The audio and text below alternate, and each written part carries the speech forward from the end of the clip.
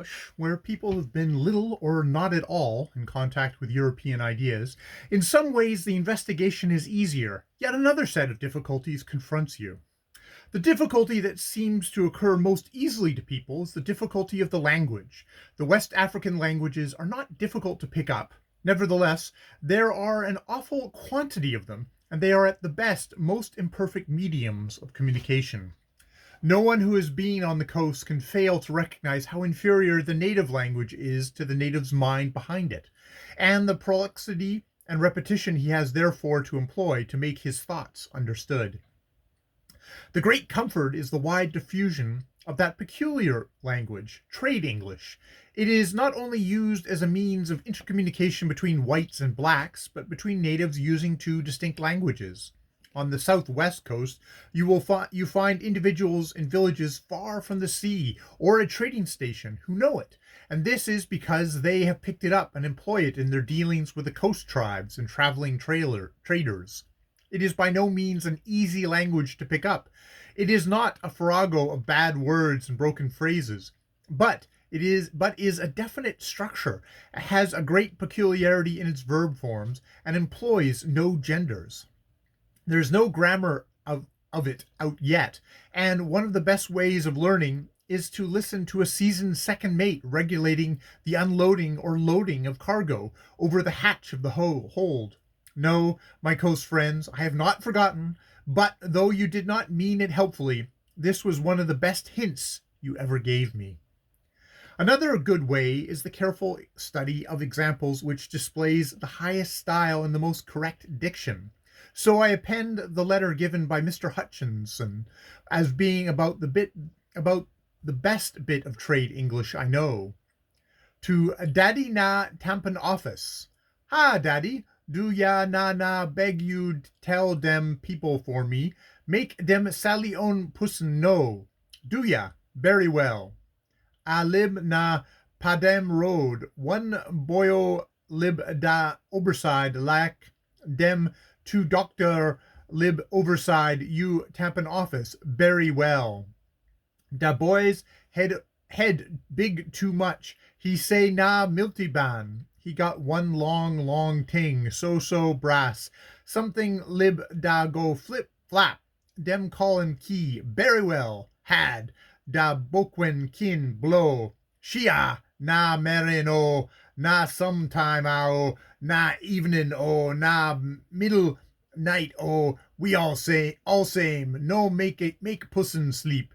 No, not ibre bit da. More lib da. One bonny boy lib overside na he like blow bugle. When dem two whoa boy blow dem ting disniz too much.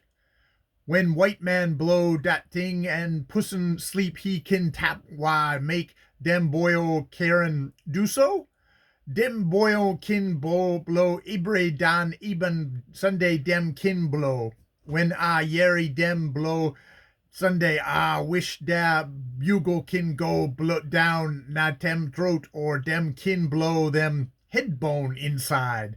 Do not beg ya tell all dem people bout dem that thing why dem two boyo da blow till am strang boha hab feba bad till am titty karn sleep na night da knees go kill me two pickins plabba done. Goodbye, Daddy. Crashy Jane. Now for the elementary student, we will consider this letter. The complaint in Crashy Jane's letter is about two boys who are torturing her morning, noon, and night, Sunday and weekday, by blowing some long brass sting, as well as a bugle, and the way she dwells on their staying power must bring a sympathetic pang for that black sister into the heart of many a householder in London who lives next to a ladies' school or a family of musical tastes. One touch of nature, etc.